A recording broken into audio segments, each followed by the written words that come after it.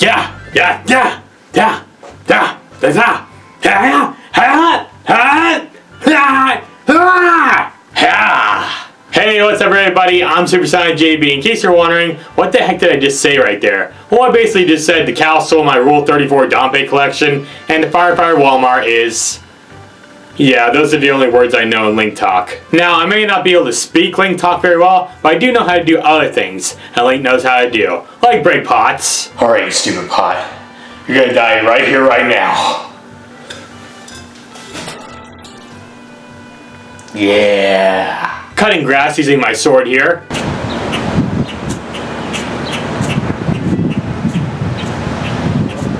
And of course, breaking into people's houses and stealing their treasure. Ooh, a chest!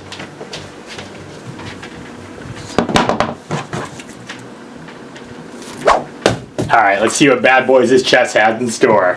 Hey, what are you doing in my house? Hold on, wait! And now I'm in jail. Man, if I wanted to be more like Link, I should have just played Ocarina of Time.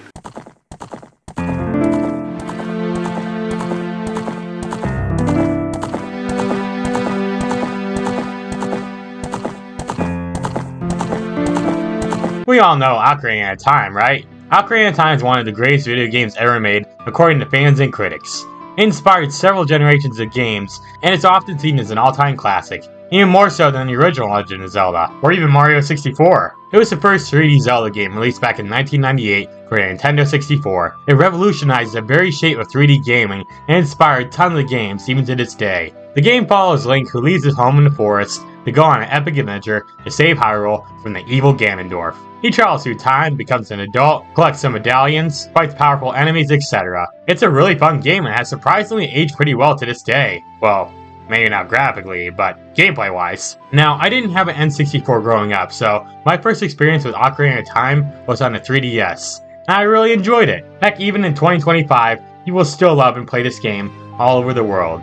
And usually when people love a video game, it leads to some fan-made content being made about it. And by content, I'm referring to ROM hacks. Throughout the years, there's been tons of Ocarina of Time ROM hacks released, and I've been wanting to check them out and make a video talking about them. Now, I'll only be covering a few in this video, because most of these hacks are really long. Still though, I've been looking forward to checking out these ROM hacks, so without further ado, let's take a look at some Ocarina of Time ROM hacks. Oh, and I'll only be covering Ocarina of Time hacks, not Majora's Mask.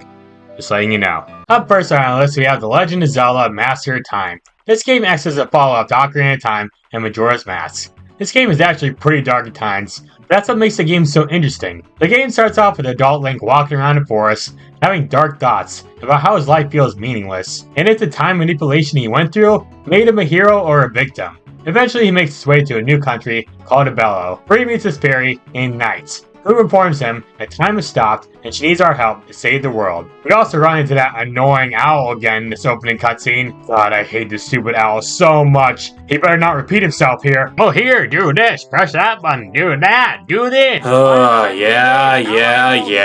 Yeah, do this. Oh, don't forget this, and don't forget to fly, press B. Yeah, man, yeah, sure, yeah. Oh, here, do this, press that button, do that, do this. Yeah, of course, man, yeah. Would you like me to repeat everything I just said? Yeah, heck yeah. Wait, no! The owl tells us to go to Signal Village, to rest in an inn, and get ready to go on a quest to restore time. Then some happy music plays as Link and Knight walk further into the forest.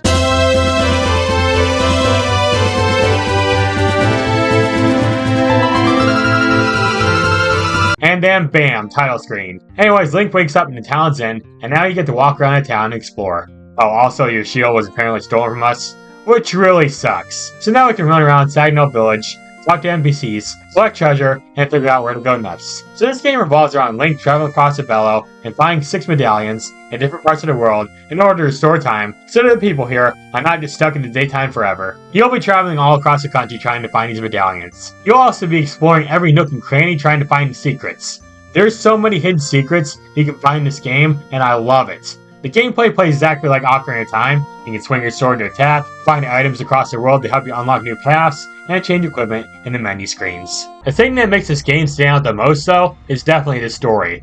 Now, there's not a lot of cutscenes in this game, but the story is mostly told through NPC's dialogue, and my god does it get dark. Take the Zoras for example. They keep saying some pretty dark stuff, and you'll talk to one of them who is selling milk, but he won't sell any of it to you because you're an outsider to Abello. But you later find out that the Zora uses milk to brainwash people and even turn them into Zora themselves. Also, it turns out they're getting this milk from Lord Jabu Jabu, who's basically held up in a giant awful-looking machine thing. Then there's this country's king, who is unable to speak to you or anyone else. He has a Zora right next to him, so it's pretty obvious that he's being brainwashed. Then there's the frickin' butcher's house, with dead cows everywhere, hung by chains bleeding out. Like, what the hell is this game? This game is so fucked up, it's honestly crazy. Like, most of the NPCs are crazy in this game, period. The game also has 3 endings. I won't spoil them for you, but there's a good ending, a bad ending, and an unintended secret ending. I'll say this now, if you play through the game normally, you're gonna get the bad ending, and it's very messed up. The game doesn't exactly give you many hints on how to get the good ending or the unintended one, which kinda sucks. Really, there was lots of times where I legit got lost in this game and didn't know what to do next, which is one of the biggest issues I had with this game. But even still, the gameplay and level design are amazing here. This hack may be pretty fucked up, but it's still pretty fun to play through, so yeah, check it out if you're interested. Up next we have a horror themed hack called Ocarina of Time Spooky Murder House. If you ever wanted your favorite Zelda game to become a murder mystery game, well now you can play through this game and get that experience. So in this game, Link and Navi are detectives. Ace detective. Ace detective? More like Stupe, ace defective. One day they get a letter in the mail that invites them to an old manor in the woods. They don't know who sent them the letter, but Navi wants to go and investigate what's going on there. So they take a carriage to the manor, and now are free to start playing the game. Also, you can't turn around and go home because, there's nothing here anymore. Not even the forest you supposedly traveled through. What is this, the Twilight Zone?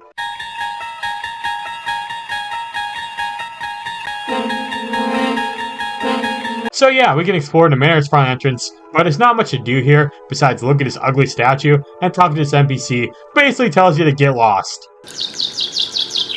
Where the hell am I? Anyways, we head inside the manor and get to talk to a bunch of NPCs. Something to note here is that all the NPCs had different names in this hack. Like this girl who's named Andrew in Majora's Mask now goes by Emily. This Malon looking girl is now called Beryl. Do a barrel roll! And the hotel manager from Majora's Mask is now called Karen, which fits considering she acts like a total Karen in this game. I demand to speak to your manager right now. There's a total of 12 NPCs in the manor, and one of them is a murderer. And it's up to you to figure out who it is. Apparently, all the NPCs also got a mysterious letter and were invited here, and it asked them to wait at the manor until the start of the festivities. And by festivities, it clearly means murders. Also, we do find out that Beryl and her family used to live in this mansion 5 years ago, but left it abandoned. Very sus if you ask me. One thing I gotta give this game credit for is the amazing atmosphere. This mansion is so cool and has so many hidden secrets that you can uncover. And it was really fun looking around and finding clues. There's so many different rooms to explore too, and the music fits perfectly. Even if it's just a forest temple theme from Ocarina of Time, but even still, it fits the atmosphere perfectly. After exploring for a bit, Link and Navi hear a random ringing sound, and some voice tells them what time it is and that someone has died.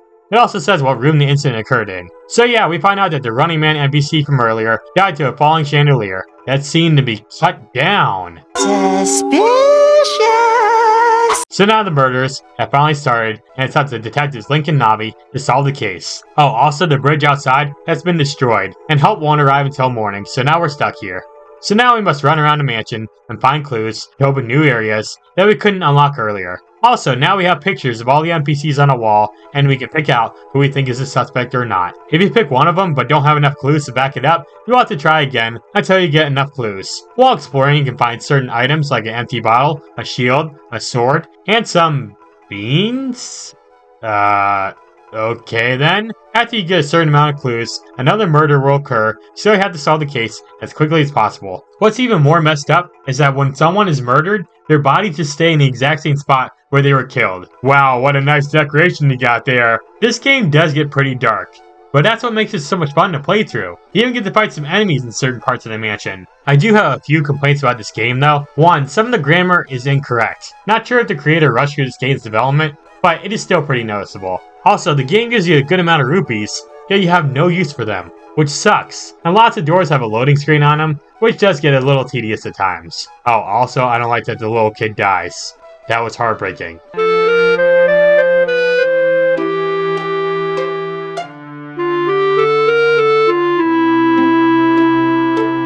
Other than that, I didn't have any other issues with the game. Heck, one of my favorite parts was when an undead attacked the mansion and we go outside to fight them off, which is really awesome. We even get this cool mini-boss fight against this mimic, and that was a lot of fun to fight. Now, I don't want to spoil anything else, so let's start wrapping things up here. Overall, I love this ROM hack a lot, and even though it's a little short, it kept me entertained the entire time, so I give it a thumbs up. Next, we have another horror-themed hack called Zelda Corruption's Embrace. This game can get really weird, so keep that in mind. The game starts off in a creepy house where Link wakes up from a nap, and his so-called grandma wants him to help Grandpa outside the crop fields by killing some pesky birds. Grandma also wants us to get her a fish from a nearby river, for some reason. Yeah, I have a few questions here. First off, why are these two Link's grandparents? Why is he living here? And why the heck is there no music playing anywhere? Don't make me add my own music here.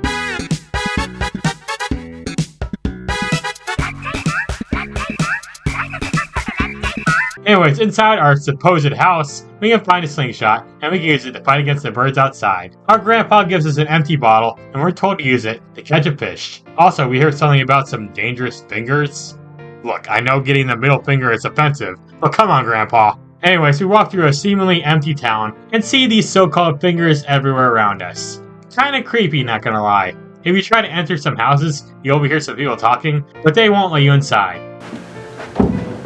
You believe that SuperSonicJB guy? That man's such a weirdo, you know? I can't believe he'd actually be so stupid. Hello? We then make our way to the river, but apparently there's no more fish here because the river got polluted with some blood or something. We head into a nearby building, pick up a sword, and jump down a hole that leads us into a creepy dungeon. Here we find some creepy monsters, a boomerang, and even a green rupee in a treasure chest.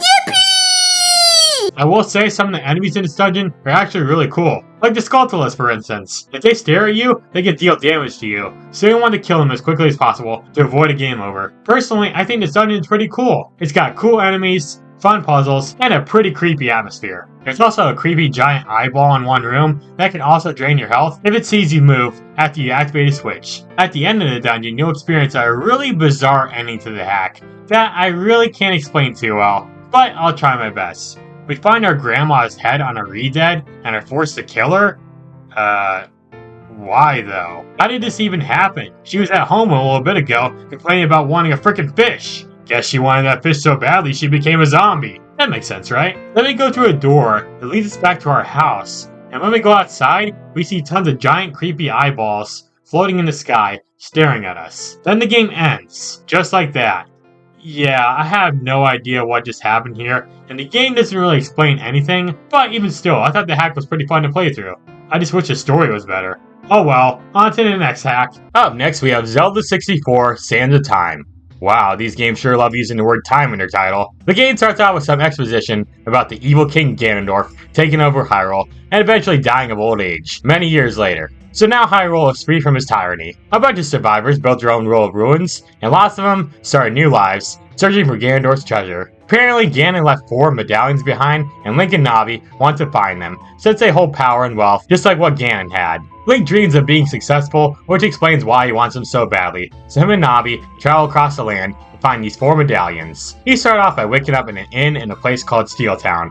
Wow, what an original name. Oh, maybe there's a wild Steelix here. Inside the hotel, we find an empty bottle and talk to some NPCs who give us some hints on where some of the medallions are located at. Also, this one lady who looks like she's high says a bad word. Come on, language, you fucking idiot! Also, what the hell is that grammar? So Steel Town itself is a pretty unique location. It kind of looks a little futuristic for a Zelda game, which I really like. Anyways, the game hints to us to go to a place called Banana Dump, which I kept misreading as Banana Dump, which is a pretty funny title, not gonna lie. And this is where we can find some Gorons, who apparently are fighting against some Moblins. I don't really know why though. We can now explore the dump for a bit and do some puzzles to unlock the first dungeon in the game, the landfill. You'll be coming across several different dungeons in the game, with them all containing fun and challenging puzzles. We also go to the library where you can read some books, and they reveal the exact locations on where these medallions are located.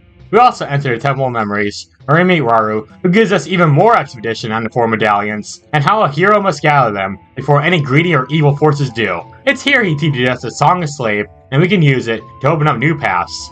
So now we must travel to multiple areas across Hyrule, fight some bad guys, and beat some dungeons until we attain all the medallions. Along the way, we'll find tons of gold Skulltulas that we can kill to get some coins from, and return them to the Spider House to get some rewards. We'll also find some Poes that we can kill, and the Poe Collector will reward us with some Poe points and other prizes if we catch one in a bottle. The hack itself is actually really fun to play through, and it's pretty long too, so you'll be enjoying it for quite a while. I also really like all the new music and sound effects. It really makes the game feel like a true follow-up to Ocarina of Time. Still though, the game itself isn't perfect. Some sections of the game drag on for far too long, there's some typos in the dialogue, and it's pretty easy to get lost at times. Still though, overall, I thought this hack was pretty fun to play through, and I definitely recommend it to anyone out there. There's also this hack called Dantes Quest. We all remember the best character from Ocarina of Time, Dante, right? Well, here's a game themed around helping him.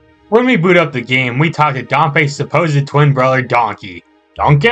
Donkey! What are you doing in my swamp? He tells us about Hyrule's best Gravekeepers competition, and he asks us to look for his brother Dante, who's apparently up ahead inside of a dungeon. He then gives us 2 souls that lets us transform into different types of enemies, including an Iron Knuckle and a Goma Larva. The Iron Knuckle is really strong and can swing around a big axe and destroy boulders and other objects, while the Goma Larva can jump really high and far, making platforming sections a lot of fun to get through. The dungeon in this game will make you use these 2 plenty of times, and I honestly enjoyed playing as them both. The dungeon itself isn't very long. Your main goal is just activate some eye switches so you'll make a bridge where Dante is located at. You will need to solve this colored Iron Knuckle puzzle after you complete the dungeon to obtain the boss key, which leads to where Dante is locked up. And it also leads to a double Iron Knuckle fight.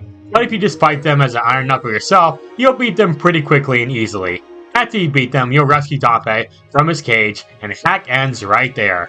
Yeah, the ending was pretty lame, not gonna lie. This hack is more like a tech demo than a full-on game, which does kinda suck. It only lasts about 15 minutes, and the level design is just alright for the most part. The best thing about this game for sure is the ability to transform into enemies. This is such an amazing gimmick that I wish we got to use more often here. Overall, it's a fine hack, but way too short. Up last but not least, we have Zelda 64 Indigo. Now, as of the time of me making this video, this hack is not yet complete, so keep that in mind. This hack is also a little dark at times too, just like the other ones we checked out today. So this game is supposed to take place way off in the future, 15 whole years after Majora's Mask. Link is much older in this game, and it's honestly pretty cool. Though I gotta ask, why is Link riding a giant horse in the game's title screen? If you ever install the Stumble Gameplay and by turning slightly to the side, you can win back their trust in the end. Anyways, like I said, this game takes place many years after Majora's Mask. Link continued to search for Navi, but finally gave up his search and moved to a new place called Valana to start a new life. He ends up living in a log cabin in the middle of nowhere. One day, Tail, the male fairy from Majora's Mask, comes to Link's cabin and tells us that his sister Tattle got separated from him after exploring the depths of an ancient Deku tree that died recently, and he wants Link's help to find her. They also parted ways from the Skull Kid and were drawn to Valana since it seemed magical but also a little sinister. And now Link must go on a journey yet again to find his other old friend Tattle. And now we can start playing the game. The first thing to notice here is Link's model. It looks very similar to his Twilight Princess look, and I like it a lot. In this house, we'll find an empty bottle and a chest, and the game will give us some of the basic tutorials. We can also check out the sign on the wall that shows off our in-game stats, which is pretty cool. We head into the mountain pass, and a snowstorm is going on outside. While walking around, Tail tells us that we need to find a weapon to deal with monsters up ahead. So we run into a tree to pick up some Deku sticks to use them as weapons. Yeah, you won't be getting a sword in the beginning of this game, which is kinda cool honestly, because it makes you use stuff you find nearby to defend yourself with. And that's pretty awesome. You then head inside an old cave where you have to solve some pretty fun puzzles and kill some wolfos. This cave has frozen bombs that you must light on fire with Deku sticks in order to detonate. You'll be coming across tons of unique and challenging puzzles in this game that are all really fun. As you continue, you'll find a magic boomerang in a chest. This is an item similar to its Ocarina of Time counterpart, but now it has an aiming reticle, which is so helpful when targeting things.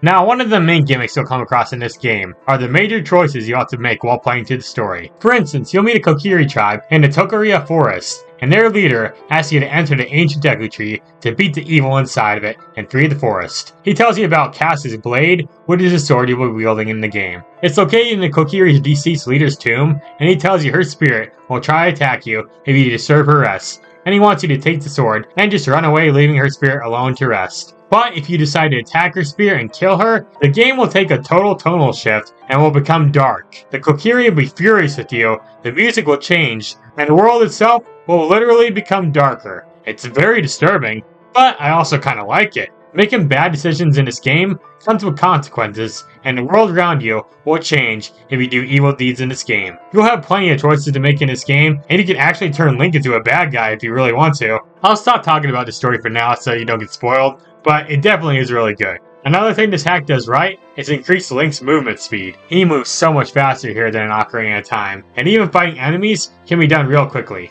There's tons of new types of enemies you'll fight in this hack too, which is cool. Now, like I said earlier, this hack isn't quite finished yet, but from what I played, it's an awesome hack. Definitely one of the best Ocarina of Time hacks out there, and I recommend it to any Zelda fans out there. So yeah, those are some Ocarina of Time ROM hacks, and yeah, they're a lot of fun to play through. Now yeah, there are other OOT ROM hacks out there, and who knows, maybe I'll make a sequel to this video and cover those too. But for now, I think I'm just going to stay here in my prison cell, because who the heck knows how long I'm going to be stuck here. Now that I think about it, how the heck has Link not been arrested in any of the Zelda games before? The dude is a psychopathic criminal! Look at him breaking those pots!